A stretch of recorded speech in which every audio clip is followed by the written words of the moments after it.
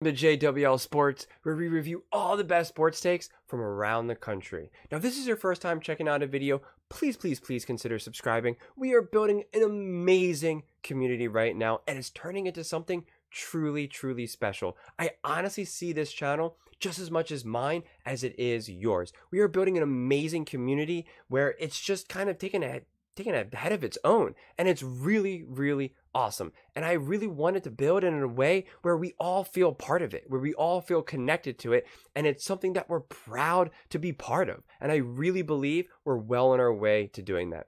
I read every single comment. So if you think what I'm saying is the most ridiculous thing you've ever heard, let me know. If you think what I'm saying is awesome, then also let me know. Either way, let's have some fun, let's get into some discussions, and ultimately, let's just be fans of sports. So without further ado, let's get to it. We're watching First Things First, talking about, what's going on with the Dolphins, if they lose against the Bills, what does it say about them, and all of that type of stuff. So without further ado, let's get to it. But a Miami loss to the Bills mean anything, bro? It would mean they're pretenders. I mean, I already think they are. I was going to say, yeah. But it would mean to America would catch up and see that they are pretenders. Good team, and they can get better. I'm not saying they'll always be pretenders. Add some toughness, some beef to all your dancing, and then we got something. And that's what they'll do in the offseason or going forward. But right now, it would tell us you're not ready for prime time. You would be 1-5 against winning teams. Yeah. I mean, come on. People might want to poo-poo the record versus winning teams all they want, but guess who you meet in the playoffs? Teams with winning records. And that's what I've been saying again and again and again, and Dolphins fans have been hating up on me. They have not beat anyone worth beating, and as I keep saying, that one win is against the Dallas Cowboys. The Dallas Cowboys are infamously terrible on the road, and that game was easily more about the Cowboys losing than the Dolphins winning. That's just the reality. I'm sorry. That's just the truth of the situation. So obviously the Dolphins have a lot of injuries right now, but it doesn't seem to be affecting kind of the way how Vegas is seeing it, the way how they're, having the, given 2 points. So it's obviously kind of, that means it's kind of a coin flip in a lot of ways. So I just think that the Dolphins, when football gets tough and physical, the Dolphins just don't have what it takes. They do have the speed. They do have the glitz and the glamour and a lot of the motion and the fun plays and, the young kind of like magical head coach and obviously Tyreek Hill and things of that nature. And I think Tua is a pretty good quarterback, but they've had a very easy schedule. And to their credit, they took care of the wins that they were supposed to win, but they're yet to really take care of really get a win against a tough team. And that's what happens when you're in the playoffs. You're playing tough teams. And I think in the playoffs, of course, anything can happen, but I don't know if like Miami's game travels well to like cold weather. So if they have to play the Bills in the playoffs and it's cold, or they got to play the Chiefs, or, I don't know what's going on in Kansas City at the moment. Maybe it's, warm right now. But, my point is you just, in the playoffs, who are you confident that the Dolphins can win? Now, if they beat the Bills, I think that would be interesting and would tell us something. But at the same time, it's not like the Bills are an elite team. They're getting by just on Josh Allen kind of putting that team on his back and just doing everything he can. I mean, they have a terrible head coach. They don't have a lot of great players. Diggs is causing drama. They had to fire their offensive coordinator. So it's like, you beat that team, and it's like, okay, you definitely beat a better team, obviously, a team that kind of seems to have righted the ship here. So, you can kind of, it's kind of a check in your column, but, I don't know. You still got destroyed against the Ravens. Destroyed. And that's a hard memory to erase. Maybe if you destroy the Bills, like the Ravens destroyed you, then that maybe kind of says something. I think that would probably say something. That would be an interesting thing to happen. But I don't think that's what's going to happen. I think the Bills are going to win this game, and I think you're going to see and be convinced that the Bills are actually a better team. You're just going to be like, yep, Josh Allen looks more composed. He can kind of do more. He can take control of the game more than a Tua has the ability to, just for the sole fact that, Josh Allen can just put his head down and just barrel through, a 300-pound, lineman, and so he's a beast. He's an animal with regards to that. And Josh Allen is going to be playing in a way that he's just going to do whatever it takes. I don't know if the Dolphins necessarily have that same level of intensity because their playoffs, they're guaranteed in the playoffs, right? So they're technically playing for less. Records, all right? And they don't just lose a little close game to teams with winning records. They get blasted by an average of 17 points. All right, so if they lose this game, Nick, and would be what, the 5th seed? No, they'd be the 6th. They'd be locked into playing Kansas City. Okay. So they're going. Well, right. Look, Kansas City's interesting. Obviously, they played them tough. The one game, Tyreek's got the bad blood. So could that be odd? I'd pick the Chiefs, but maybe that's a decent matchup for them. But I don't think it's a good matchup. No chance to for win them. the Super Bowl. I don't listen. It would mean everything. Let's go micro macro. In the micro, it would mean their season's over. You are not. They were a week ago playing for the 1 seed. If 8 days after they could have taken the 1 seed, they end up falling apart down the stretch and having to go to Arrowhead. Or is it being exposed? It's not falling apart. They just started playing tougher teams, and those tougher teams beat them. Okay, well, sure.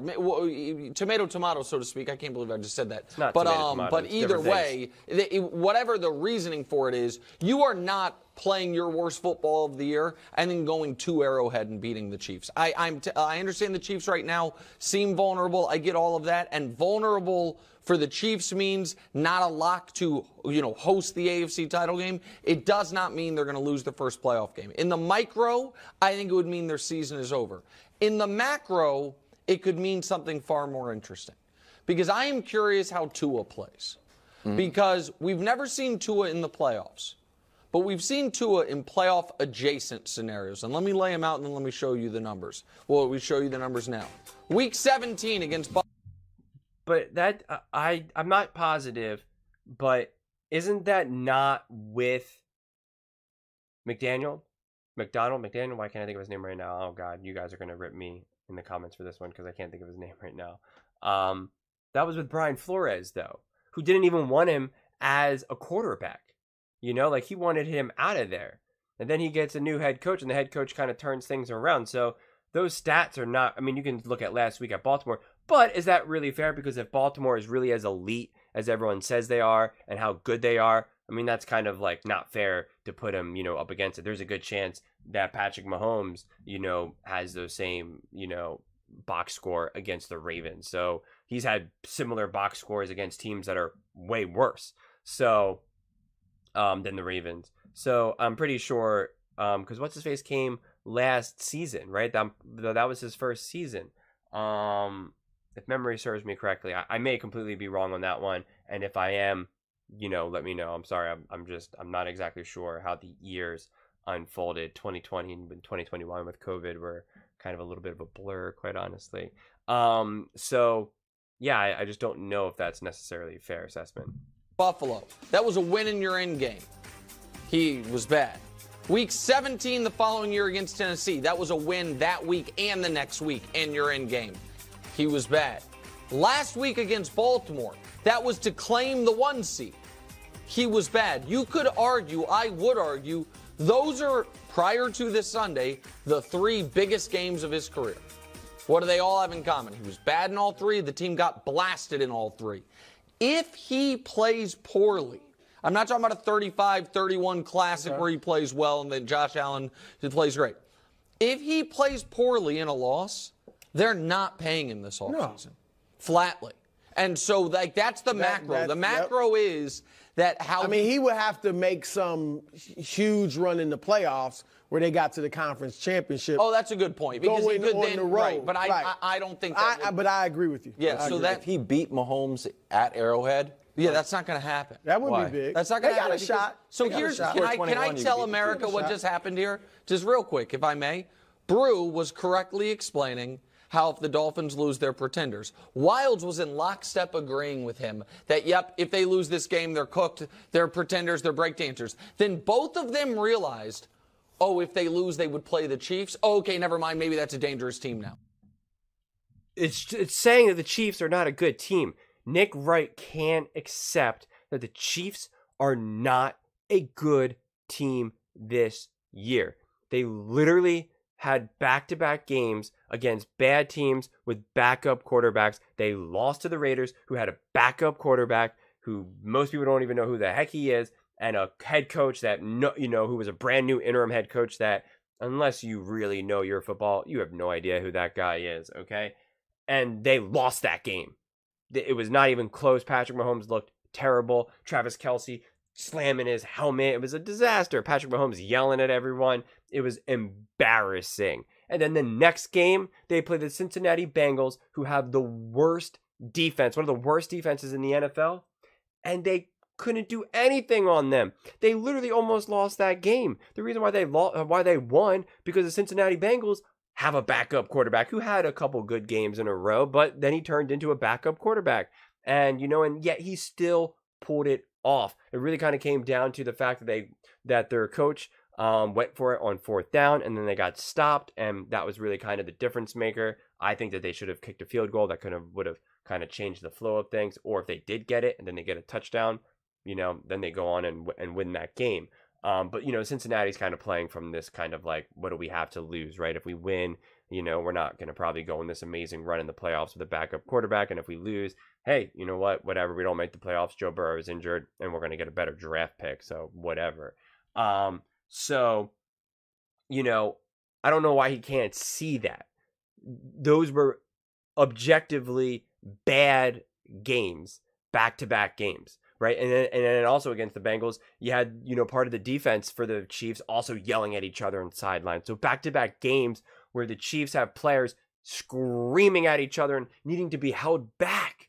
It's just wild. So I don't know why. And these are against not good teams. And yet they lost to one and almost lost to another. That's why you have to look beyond the box, where you have to actually watch the game and see how the game unfolds. So to think that the Dolphins, who are better than the Cincinnati Bengals with a backup quarterback, and who are better than the Raiders, if those two teams could have a chance, or actually proven that they could beat the Chiefs or the Broncos with a benched quarterback now, why can't the Dolphins do it?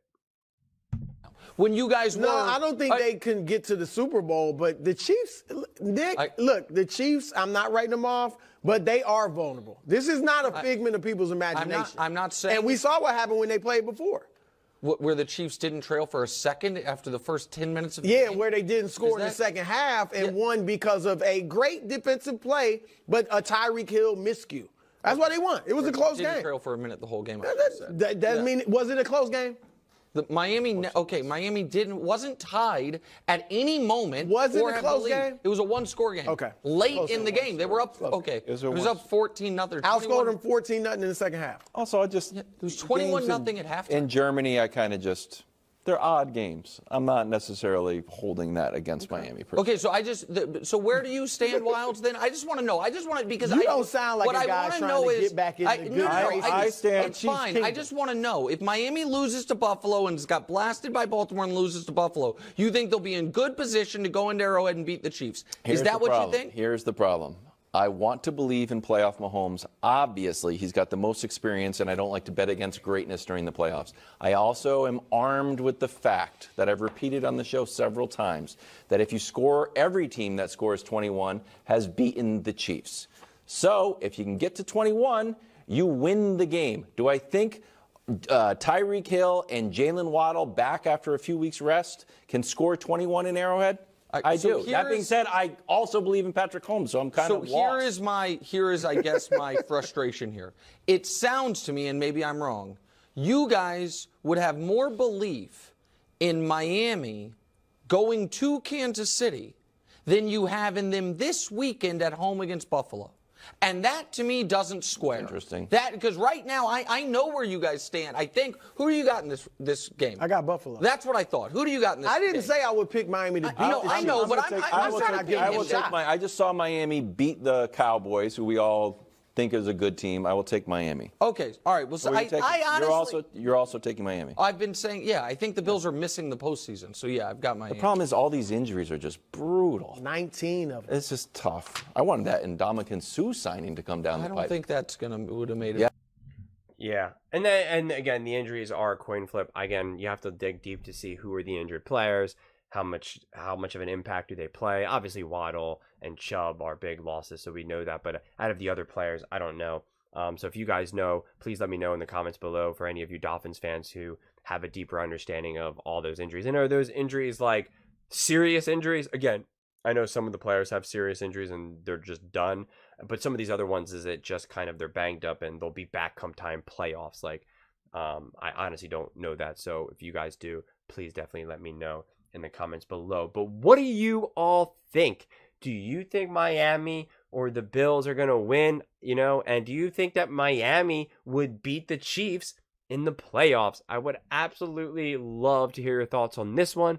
So please let me know in the comments below. And please do not forget to subscribe. We are building an amazing community, and I truly, truly want to see you part of it because I think it's really turning into something special. And if you like this video, please give it a thumbs up. It really helps with the algorithm and helps with visibility, and it's totally free, and it means everything to me. So thank you so much, and see you next time.